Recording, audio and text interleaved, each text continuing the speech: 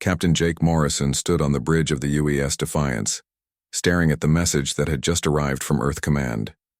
The words on the screen seemed impossible, but he had read them 3 times now. Humanity had made contact with aliens. Not just one alien race, but an entire galactic government called the Hegemony. "Sir, are you going to respond?" asked Commander Alex Carter, his second in command. Alex had been with Jake for 5 years, and he could tell when his captain was worried. Jake rubbed his face with his hands. "They want us to come to their capital world. They say we've been invited to join their galactic community." He turned to face Alex. "But something about this message bothers me." Dr. Lisa Barnes walked onto the bridge carrying her tablet. "So?" The ship's expert on alien cultures, she had been studying the message too. "Captain, I've been analyzing their language patterns. They're being very polite, but there's something underneath. They keep referring to Earth as a death world and humans as an interesting case." "What does that mean?" Alex asked. Lisa shook her head. "I'm not sure, but I don't think it's a compliment." The communication system beeped, and Chief Engineer Sam Rodriguez's voice came through. "Captain, we've got 3 alien ships approaching. They're big, sir. Really big." Jake felt his stomach tighten. "How big?" "Each one is about 10 times the size of our ship. They're not showing any weapons, but with ships that large, they might not need to." "Put them on screen," Jake ordered. The main display showed 3 enormous vessels approaching the Defiance. They were beautiful in a strange way, made of what looked like crystal and metal combined.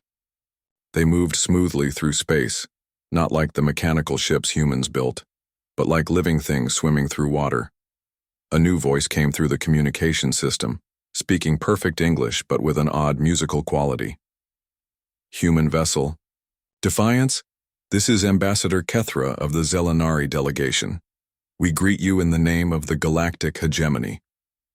Jake straightened his uniform and nodded to his crew. "Ambassador Kethra, this is Captain Jake Morrison. We received your message, and we're honored by your invitation." "Excellent, Captain Morrison. We will escort you to our capital world, Nexus Prime. There you will meet with the Hegemony Council and learn about your place in galactic civilization." Something about the way she said "your place" made Jake's skin crawl, but he kept his voice steady. "We look forward to it, Ambassador." 2 hours later, Ambassador Kethra materialized on the bridge of the Defiance using some kind of teleportation technology. She was tall and thin, about 7 feet high, with skin that looked like it was made of pale blue crystal. Her eyes were large and completely black, and when she moved, her skin caught the light and sparkled. "Captain Morrison," she said, her voice still having that musical quality, "I am pleased to meet you in person. I have studied your species extensively in preparation for this meeting." Jake gestured to the briefing room. "Please, let's sit down and talk. This is Dr. Lisa Barnes, our cultural specialist, and Commander Alex Carter." As they sat around the table, Kethra looked at each human carefully, as if she was studying animals in a zoo. "I must admit, you are exactly what we expected from a Death World species. The scars on your hands, Commander Carter. From combat training, the calluses on Dr. Barnes's fingers from working with dangerous materials. And Captain Morrison, the way you hold yourself, always ready for conflict."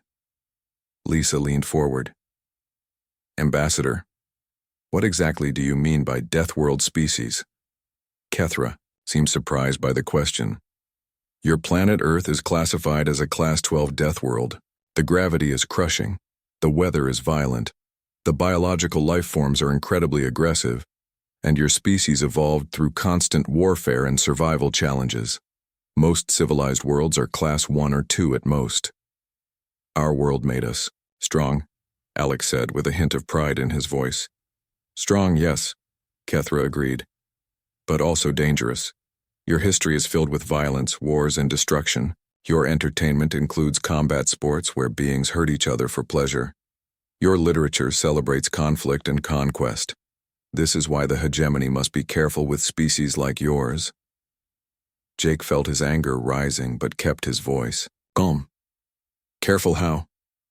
"The Hegemony has brought peace and order to thousands of worlds, Captain Morrison.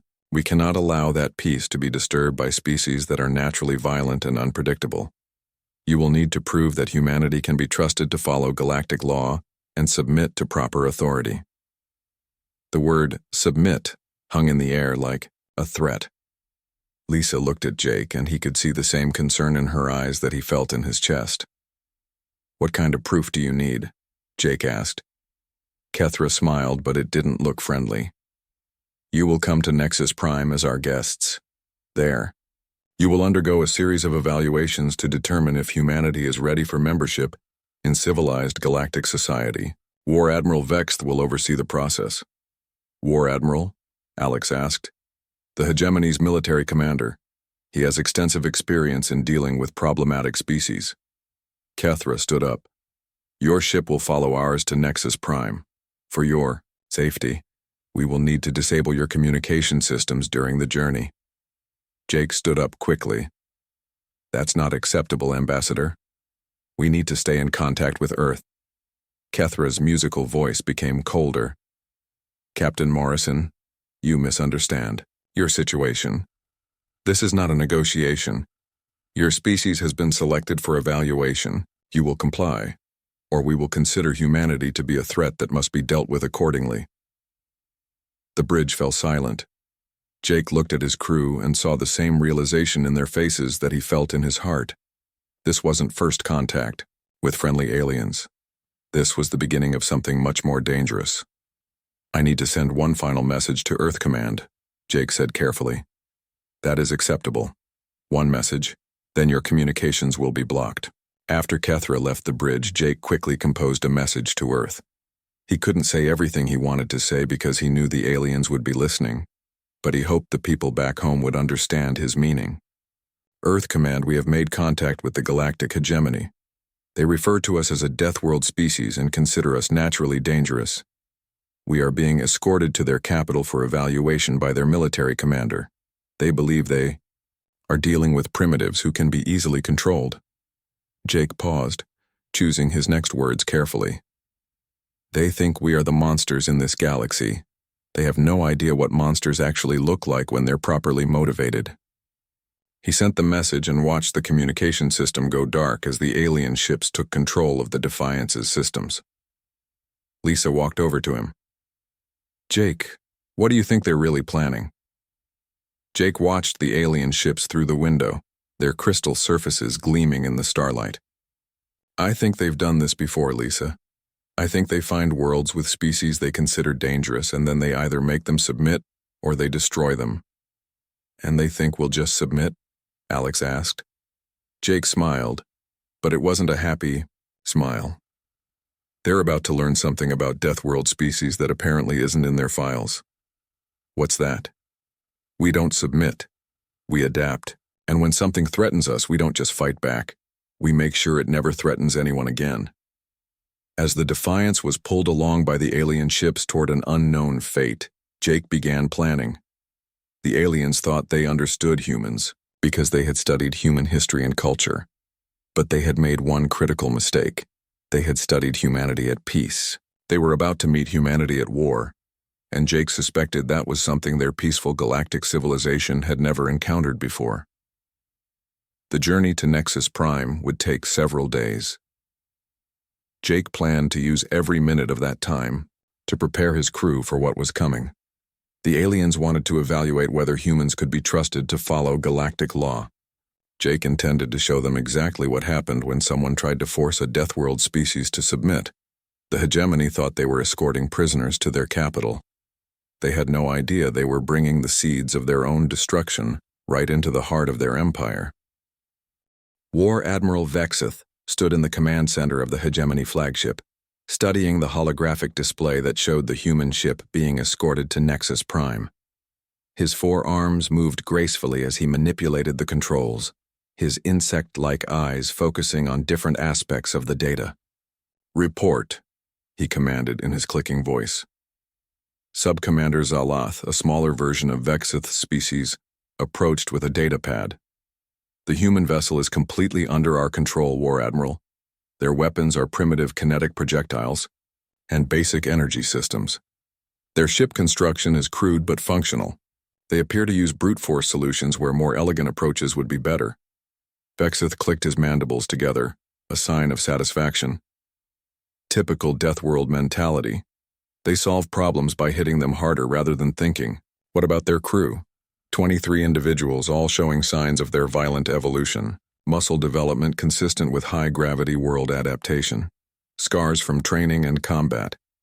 Their captain, Morrison, shows stress patterns indicating he is planning something, but they have no way to communicate with their homeworld. Excellent. Begin preparations for the subjugation fleet. We will demonstrate our power to their homeworld and force immediate surrender. How many ships will we need? Zalath consulted his datapad. Based on previous Deathworld pacifications, 12 battleships should be sufficient. The humans have no space-based military presence beyond basic patrol vessels. Their planetary defenses are minimal. Vexith felt satisfied with this report. In his 300 years of military service, he had overseen the integration of 47 worlds into the hegemony. The process was always the same. First, capture their leaders and study their capabilities. Second, demonstrate overwhelming force to their homeworld. Third, accept their surrender and begin the process of civilizing them. Prepare the fleet. We depart for the human homeworld in 2 days. Meanwhile, on Earth, Commander Alex Carter's twin brother Captain Ben Carter was reading the message from the Defiance for the 5th time. As the head of Earth's Defense Command, Ben understood the hidden meaning in Jake Morrison's words better than most people. They think we're the monsters, Ben repeated to himself. Jake's telling us they plan to treat us like dangerous animals. General Patricia Stone, the head of Earth's military forces, sat across from him in the emergency briefing room. What's your assessment, Ben? Jake's smart. He knows we're monitoring for coded messages. When he says they have no idea what monsters look like when properly motivated, he's telling us to prepare for war. Patricia nodded slowly. How long do we have? Unknown. But if these aliens follow standard military doctrine, they'll want to demonstrate their power quickly to force surrender. I'd say we have maybe a week before they show up with a fleet. A week to prepare for war against an enemy we know nothing about. Ben stood up and walked to the window, looking out at the city below. People were going about their normal lives, unaware that everything was about to change. Patricia, we need to remember something. Jake said they think we're dangerous because we're from a death world. They're afraid of us. Afraid enough to attack us. But here's the thing. If they're afraid of us, that means they're not used to dealing with species like us. They're probably used to conquering peaceful civilizations that surrender when faced with superior technology. Patricia joined him at the window. You're saying they don't know how to fight a real war. I'm saying they don't know how to fight us. They've studied our history, but they've only seen us at peace. They think our violence is a weakness to be controlled. They don't understand that our violence is a tool that we use when we need to. Ben turned back to the table and activated the holographic display. Let's assume they're going to arrive with a fleet designed to intimidate us into surrender. What would that look like? Big ships, impressive weapons, probably a message demanding our submission. Right. And when we don't surrender immediately, they'll probably target some military installations to show us they're serious. Patricia smiled grimly. They're going to be disappointed. Very disappointed. Because we're not going to play their game, we're going to play ours. Ben began pulling up Earth's defense plans. Patricia, we need to implement Protocol 7 immediately. Patricia's expression became serious. Protocol 7 was Earth's plan for fighting an enemy with superior technology. It was based on the assumption that humanity would be outgunned and outnumbered, but it used that assumption as a strength rather than a weakness. Are you sure, Ben? Protocol 7 assumes total war. Once we implement it, there's no going back to peaceful solutions. Jake's message was clear. They're not interested in peaceful solutions. They want to make us submit or destroy us. Protocol 7 is our only option. Across the solar system, Chief Engineer Sam Rodriguez was also preparing for war, but in a different way. As the head of Earth's advanced weapons research, Sam had been working on projects that most people considered too dangerous or too cruel to ever use. Computer, activate Project Blackout, Sam said to his laboratory's artificial intelligence. Warning: Project Blackout contains weapons classified as inhumane by the Geneva Convention. Do you wish to proceed? The Geneva Convention applies to fighting other humans, not aliens who want to enslave us. Proceed.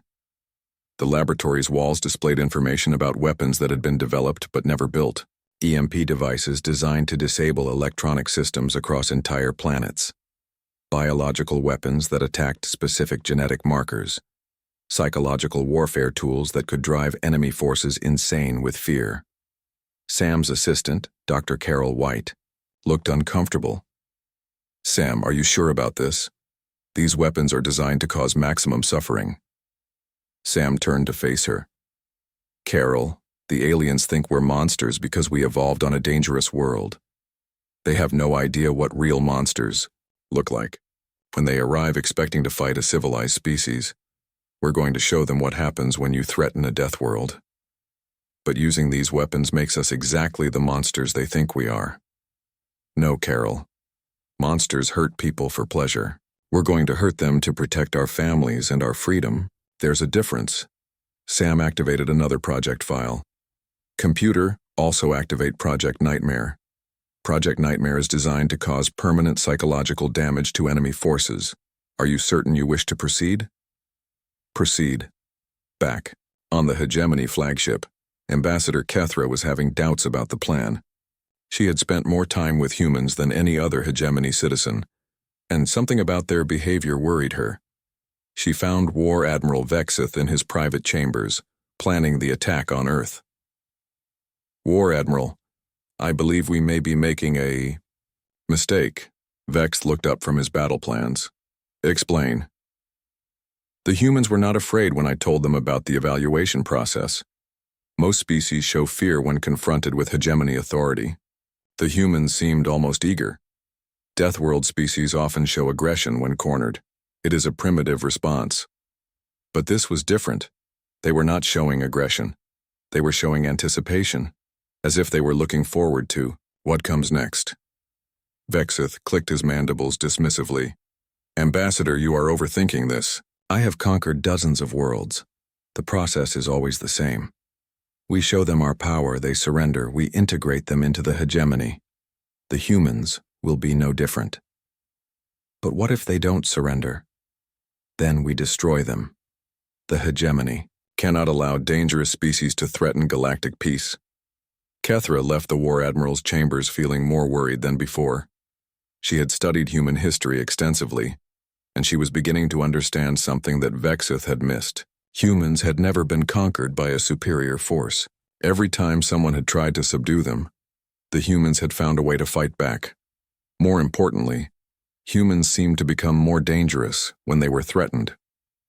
Their entire history was full of examples of peaceful humans turning into terrifying warriors when their families and freedom were at risk. As the Hegemony fleet prepared to depart for Earth, Kethra wondered if they were making the biggest mistake in galactic history. They were about to attack a species that had evolved to fight impossible odds and win. On Earth, the preparations continued. Ben Carter coordinated with military leaders around the world. Sam Rodriguez worked on weapons that no civilized species would ever develop. And somewhere in space, Jake Morrison was planning something that would change everything. The Hegemony believed they were bringing peace and order to another primitive world. Earth was preparing to show them what happened when someone threatened a planet full of Deathworlders. The war was about to begin, and neither side truly understood what they were getting into. War Admiral Vex stood on the bridge of his flagship as the Hegemony fleet dropped out of hyperspace at the edge of Earth's solar system. 12 massive battleships arranged themselves in perfect formation, their crystal hulls gleaming in the light of the human sun. Scan the system, Vexith ordered. Sub-Commander Zaloth worked at his station for several minutes before reporting. War Admiral, the readings are strange. The humans have significantly more military installations than our intelligence suggested, and their energy signatures are much higher than expected. Vexith clicked his mandibles in annoyance. They must have been hiding their true capabilities. No matter. Begin standard intimidation protocol. Target their largest military base and prepare a demonstration shot. On Earth, General Patricia Stone watched the alien fleet appear on her screens. She was in the underground command center beneath Colorado, surrounded by officers from every branch of Earth's military. 12 ships, reported Colonel James Hunt, each one approximately the size of our largest space station. Are our preparations complete? Patricia asked. All orbital defense platforms are active and hidden. Ground-based weapons are charged and ready. All civilian populations have been moved to secure locations. Protocol 7 is fully implemented. Patricia nodded. And Sam's special projects? Ready and waiting for your order, General. Meanwhile, Captain Jake Morrison was still aboard the Defiance, which was now docked inside one of the Hegemony ships. He and his crew had been placed in what the aliens called protective custody, but Jake knew they were prisoners. Dr. Lisa Barnes had been studying their captors for 3 days, and she had learned some disturbing things. Jake, I've been talking to some of the other prisoners. There are representatives from 17 different species being held here. They're all from worlds that the Hegemony has conquered. What do they say about the process? Jake asked quietly. It's always the same. The Hegemony shows up with overwhelming force, demands surrender, and if the planet refuses, they destroy enough cities to force compliance. Then they spend years breaking down the local culture and replacing it with Hegemony values. Commander Alex Carter, who had been listening, shook his head. They have no idea what they're dealing with. Jake smiled grimly. No, they don't. But they're about to learn. Back on Earth, the Hegemony fleet had taken position in orbit. War Admiral Vex opened communications with the planet below. People of Earth. His voice boomed from speakers around the globe. I am War Admiral Vex of the Galactic Hegemony. Your species has been selected for integration into our peaceful civilization. You will surrender your military forces and submit to Hegemony authority. You have 1 hour to comply. General Patricia Stone responded immediately. War Admiral Vexeth, this is General Patricia Stone of Earth Defense Command. We decline your offer. Earth is not interested in joining your Hegemony. There was a long pause before Vexeth replied. General Stone, you misunderstand. This is not an offer. This is a requirement. If you do not surrender, we will be forced to demonstrate our power. We understand perfectly, War Admiral. We also decline to surrender. Another pause. Very well. You have forced us to take action. Vexeth turned to his weapons officer. Target the military installation called NORAD. Fire a warning shot at 50% power. The Hegemony battleship's main weapon charged up and fired a beam of energy toward Earth. The beam struck the mountain that housed NORAD Command Center. But instead of destroying the mountain, the beam was absorbed by hidden shield generators that had been built into the rock itself. The mountain glowed briefly, then returned to normal. On the Hegemony flagship, confusion spread across the bridge. War Admiral, reported the weapons officer, our beam was completely absorbed. The target shows no damage.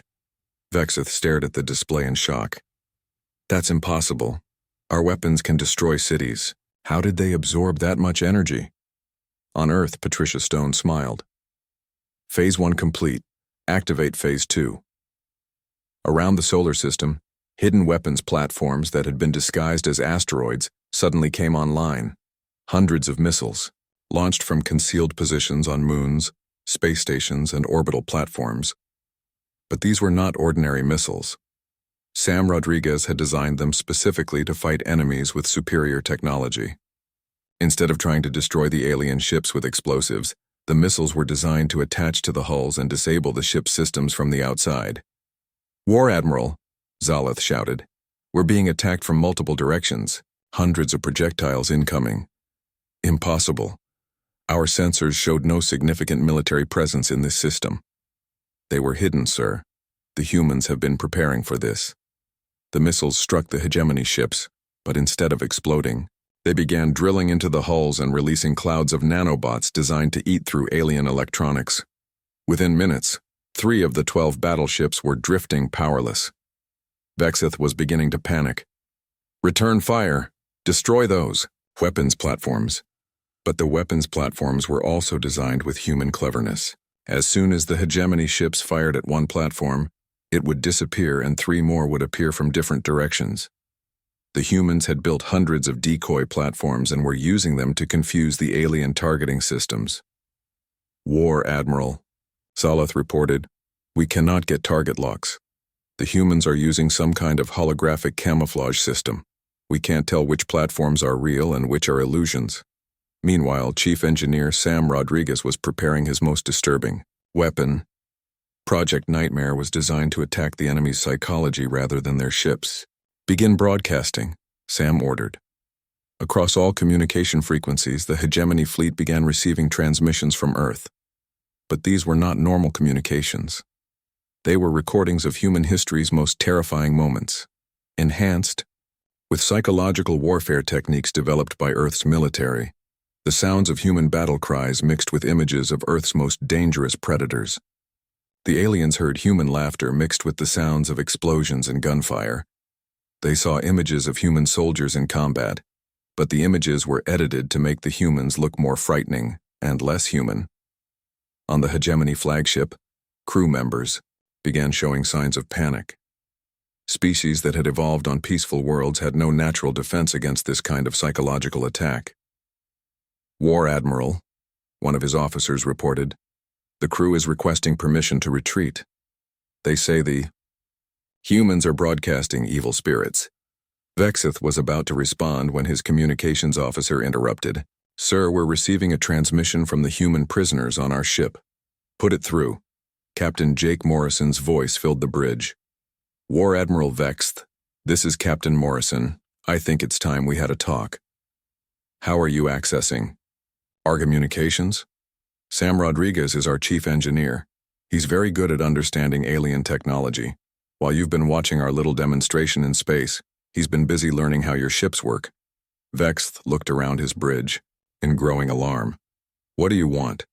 "I want you to understand something, War Admiral. You came here thinking you were dealing with a primitive species that would surrender when faced with superior force. But you made a critical error in your planning." "What error?" "You studied our history, but you only looked at how we fight other humans. You have no idea how we fight when our survival is at stake." On the bridge of the Hegemony flagship, systems began failing one by one. The lights dimmed, the gravity fluctuated, and warning alarms started sounding. "Everything you've seen so far," Jake continued, "is just us being polite. We absorbed your first attack to show you that your weapons can't hurt us. We disabled some of your ships to show you that your technology isn't as advanced as you thought. And we've been playing with your minds to show you that we understand warfare in ways you never imagined." Sam Rodriguez's voice joined the transmission. "War Admiral, I've been studying your ship's systems for the past 3 days. Your technology is impressive, but it has a major weakness. It's designed by species that never had to fight for survival. It's efficient, but it's not robust." "What do you mean?" "I mean that your ships will work perfectly as long as nothing goes wrong. But when something unexpected happens, they fall apart. Watch." Every system on the Hegemony flagship shut down. Simultaneously, the lights went out, the gravity failed, and the ship began drifting in space. "How?" Vexith whispered. "Simple," Sam replied. "We learned how to turn your own technology against you. Your ships are now under our control." Dr. Lisa Barnes's voice joined the conversation. "War Admiral, I've been talking to your other prisoners. They've told me about 17 worlds that you've conquered using fear and intimidation. That ends now." "You cannot fight the entire Hegemony," Vexith said weakly. Jake Morrison laughed, and the sound chilled every alien on the bridge.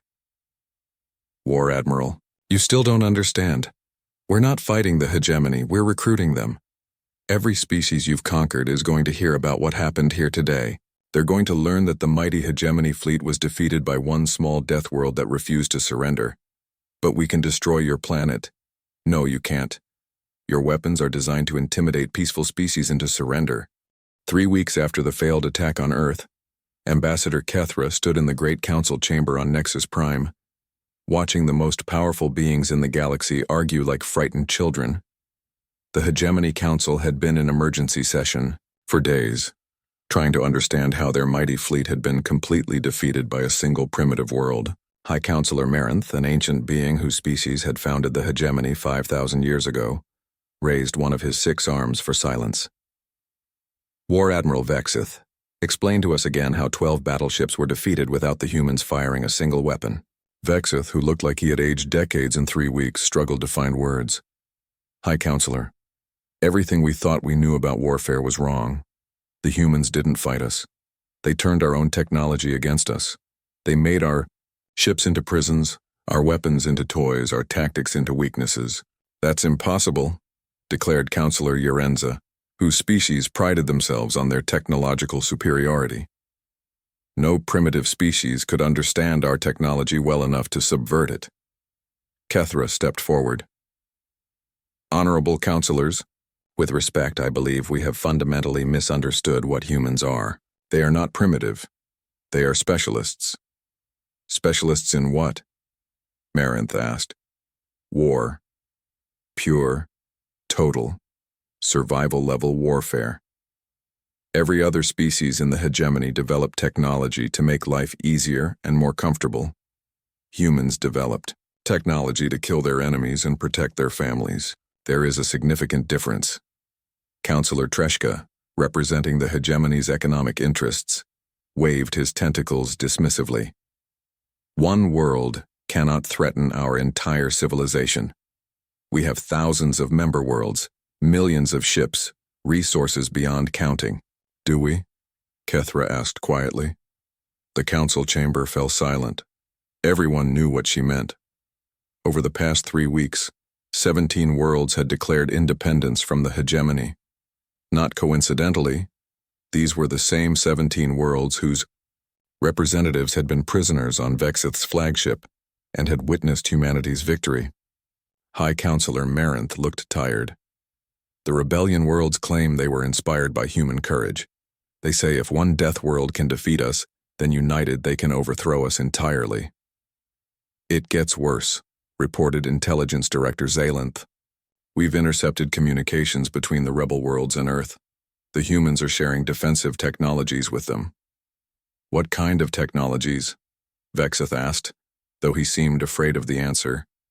Shield generators that can absorb our weapons. Stealth systems that make our sensors useless. Electronic warfare tools that can take control of our ships. And something they call human tactical doctrine that teaches other species how to fight like Deathworlders. Counselor Yerenza slammed his fist on the table. This is intolerable. We must gather our full military might and crush both the humans and the rebels before this spreads further. With what? Vexith asked bitterly. We've sent 3 more fleets to deal with rebel worlds. All 3 were defeated using human tactics. Our military commanders are refusing orders because they're afraid of facing Deathworlder warfare. Meanwhile, on Earth, Captain Jake Morrison was meeting with representatives from the 17 rebel worlds in a secret location. The meeting was taking place on Luna, Earth's moon, in a facility that had been built specifically for this purpose. Welcome, friends, Jake said to the gathered aliens.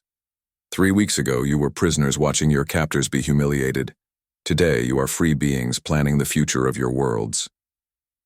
The representative from Kepler-7, a small mammalian creature named Brektar, spoke up. Captain Morrison, our people are grateful for the technologies you have shared, but we are concerned about the hegemony's response. They will not accept these rebellions peacefully.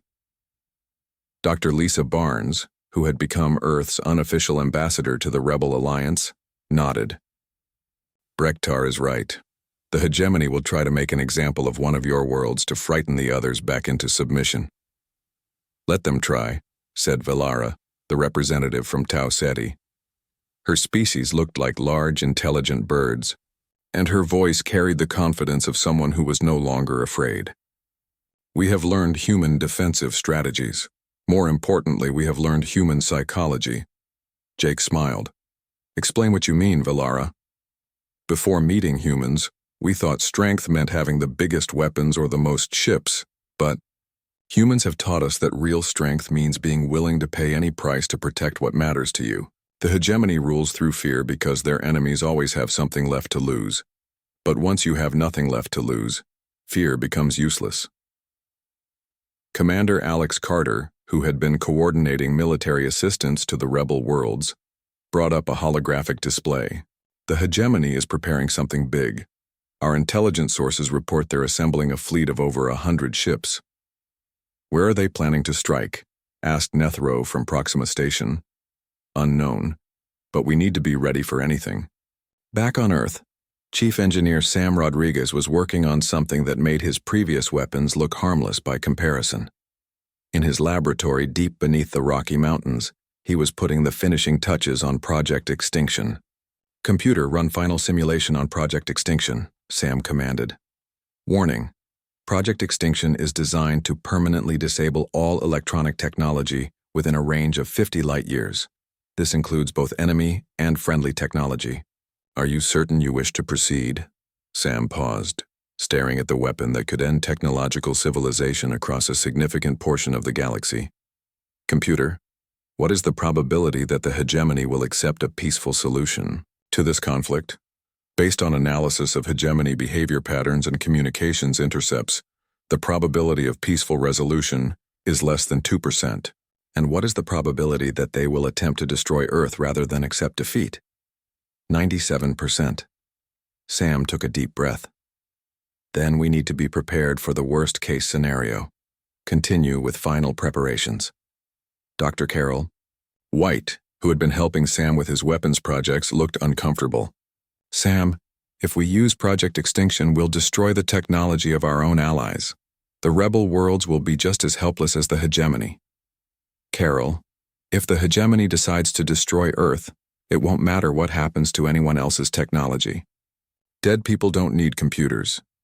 Meanwhile, on Nexus Prime, High Counselor Marinth was making a decision that would determine the fate of galactic civilization.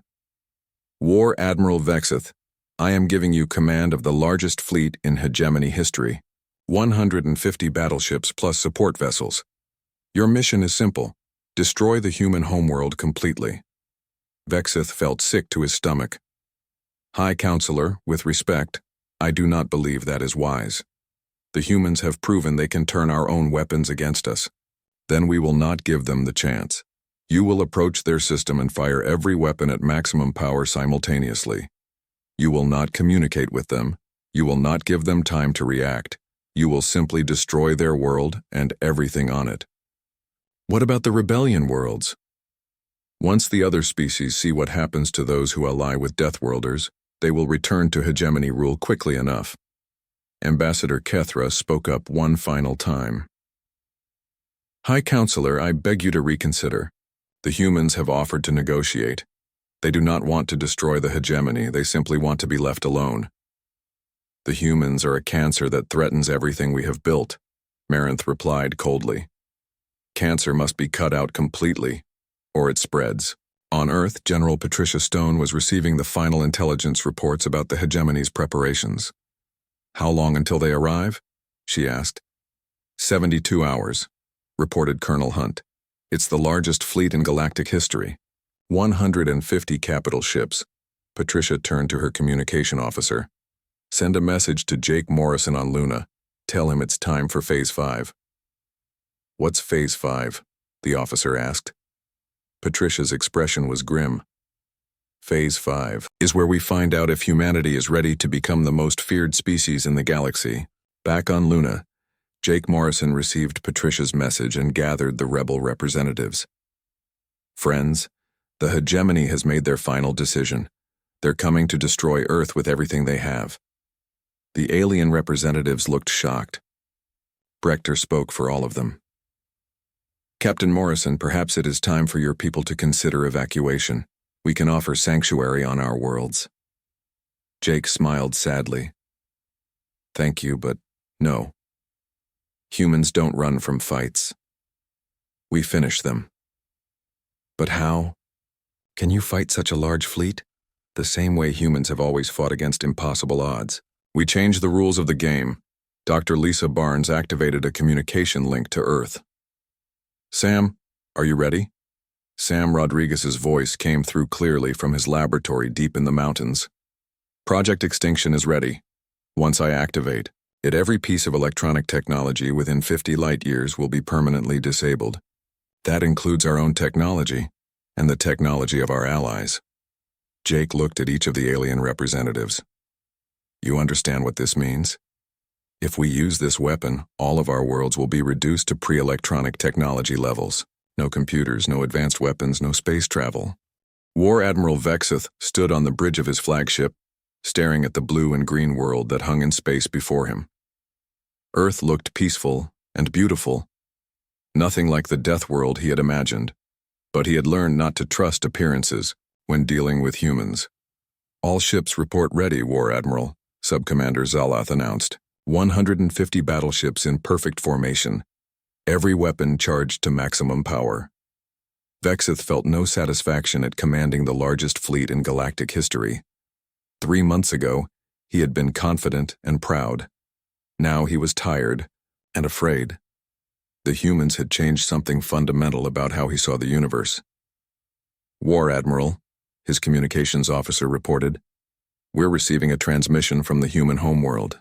"Ignore it," Vexith ordered. "We are not here to negotiate. Begin the attack."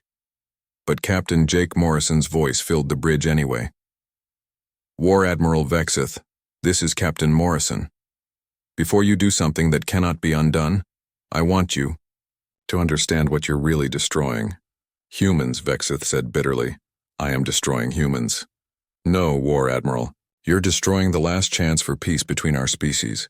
You see, we could have been friends. Humans are very good at being friends with people who treat us with respect, but we're even better at being enemies with people who threaten our families." On Earth, in his laboratory deep beneath the mountains, Chief Engineer Sam Rodriguez stood with his hand on the activation switch for Project Extinction. Dr. Carol White stood beside him, both of them knowing that in a few minutes, their technological civilization would end forever. "Sam," Carol said quietly, "are you sure this is the only way?" Sam looked at the display showing the Hegemony fleet. "Carol, look at them. 150 ships, all here to destroy every man, woman, and child on Earth. They're not here to conquer us. They're here to exterminate us. What choice do we have?" On Luna, the rebel representatives watched the approaching fleet with a mixture of fear and determination. Ambassador Kethra, who had requested permission to join them, stood with tears running down her crystalline face. "I'm sorry," she said to Dr. Lisa Barnes. "I tried to make them understand. I tried to explain that humans were not the monsters they feared." Lisa put her hand on Kethra's shoulder. "You did everything you could, but some people have to learn the hard way." Captain Jake Morrison opened the final communication channel. "War Admiral, I'm going to tell you something that your intelligence files probably missed. Humans have a saying, if you want peace, prepare for war. But we have another saying that's more important. If someone threatens to destroy everything you love, make sure they regret it." Vexith tried to ignore Morrison's words. "All ships fire at will, destroy the planet." 150 battleships fired simultaneously. The combined energy of their weapons was enough to crack a planet in half. The beams of destructive force raced toward Earth at the speed of light. But something impossible happened. The energy beams struck Earth's atmosphere and simply disappeared. Every joule of destructive power was absorbed by shield generators that the humans had been building for months. "Impossible," Zalath shouted. "No planetary shield can absorb that much energy." Jake Morrison's voice returned, but now it carried a note of grim satisfaction. "War Admiral, you've just made the biggest mistake in galactic history. You had a choice between peace and war. You chose war. Now let me show you what war with Deathworlders actually looks like." On Earth, Sam Rodriguez flipped the switch that activated Project Extinction. A pulse of electromagnetic energy raced outward from Earth at faster than light speed, covering 50 light-years in seconds. Every piece of electronic technology in that vast sphere of space simply died. The lights went out on thousands of worlds. Starships drifted powerless in space. Communication networks collapsed. The technological civilization that had taken the Hegemony 5,000 years to build disappeared in an instant. On the Hegemony flagship, emergency lighting flickered on as backup systems failed one by one. Vexith found himself in almost complete darkness, listening to the sounds of his crew panicking. "What happened?" he whispered. Jake Morrison's voice came through a simple radio transmitter, the only kind of communication that still worked. War Admiral, welcome to the Stone Age. That pulse just destroyed every computer, every advanced weapon, every piece of technology more complex than a simple radio within 50 light-years of Earth. You destroyed your own civilization too, Vexith said in shock.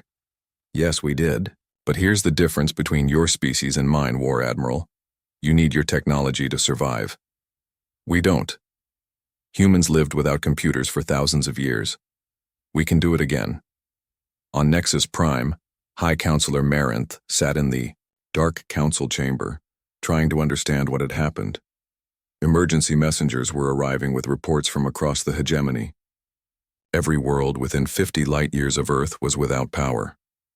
How long to restore our technology? He asked his chief engineer. Honorable Counselor, the pulse didn't just disable our systems, it burned out every electronic component. We would need to rebuild everything from scratch. It could take decades. Meanwhile, on the rebel world, something remarkable was happening. The alien species that had been inspired by human courage were adapting to life without technology faster than anyone expected. They had learned more than just human military tactics. They had learned human resilience. Velara, speaking into a simple radio from Tau Ceti, addressed the other rebel worlds. Brothers and sisters, we are free. Yes, we have lost our advanced technology, but we have gained something more valuable. We have gained the knowledge that we can survive anything. Back in space near Earth, the hegemony fleet was facing a problem they had never imagined. Without their technology, their ships were just large metal boxes drifting in space. They had no engines, no life support systems, no way to get home. Dr. Lisa Barnes contacted Vexth directly. War Admiral, your crews are going to die without life support. We're prepared to rescue them. Why would you help us after what we tried to do? Because humans don't kill helpless enemies, War Admiral. We're better than that. Over the next several days, human ships using simple chemical rockets and basic electronics rescued the crews of the entire hegemony fleet. The same humans who had been marked for extermination were now saving the lives of their would-be destroyers. Vexith found himself aboard a human rescue ship, being treated by a human doctor. The doctor's name was Kevin Murphy, and he worked with calm efficiency to treat alien injuries. Dr. Murphy, Vexith said, I don't understand your people. We tried to destroy you, and now you're saving us. Kevin looked up from his work. War Admiral, humans have a rule about war. We fight as hard as we can until our enemies surrender or can't fight anymore. Then we help them rebuild. We've learned that making friends out of former enemies is better than making new enemies out of defeated foes. 6 months later, Ambassador Kethra stood in a simple wooden building on Earth, attending the first meeting of the new Galactic Council.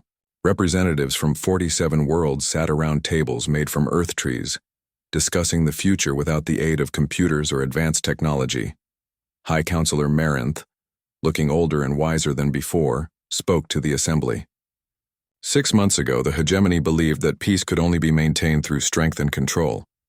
We have learned that true peace comes from respect and cooperation. Captain Jake Morrison, now serving as Earth's representative, addressed the Council. Friends, we are starting over. We don't have the advanced technology that made life easy, but we have something better. We have the knowledge that we can work together to solve any problem. Dr. Lisa Barnes presented the first proposal of the new council. We suggest establishing the Death Worlder Protection Doctrine. Any species that has evolved on a hostile world should be considered a valuable resource for galactic defense, not a threat to be eliminated. War Admiral Vexith, who now served as a military advisor rather than a conqueror, nodded in agreement. The humans have taught us that strength is not about having the biggest weapons. Real strength is about being willing to sacrifice everything to protect what matters most. Chief Engineer Sam Rodriguez addressed the technical challenges they all faced. Rebuilding our technology will take decades, but this time we'll build it together. Human engineering, Zelenari material science, Proximan mathematics, Tau Cetian, biological expertise. We'll create something better than what we had before. 5 years later, Captain Ben Carter stood on the observation deck of the first new interstellar ship built by the Alliance. It was smaller and simpler than the old hegemony vessels, but it was also more reliable and harder to disable. "Sir," reported his communications officer, "we're receiving signals from outside the galaxy. It looks like another large civilization is approaching our region of space." Ben smiled and activated the ship's communication system. "This is Captain Carter of the Galactic Alliance ship Liberty. Send a message to all member worlds. It looks like we're about to meet new neighbors." His first officer, a young Zelenari, named Kethro, who was Ambassador Kethra's daughter, looked concerned. "Sir, what if they're hostile like the old hegemony was?"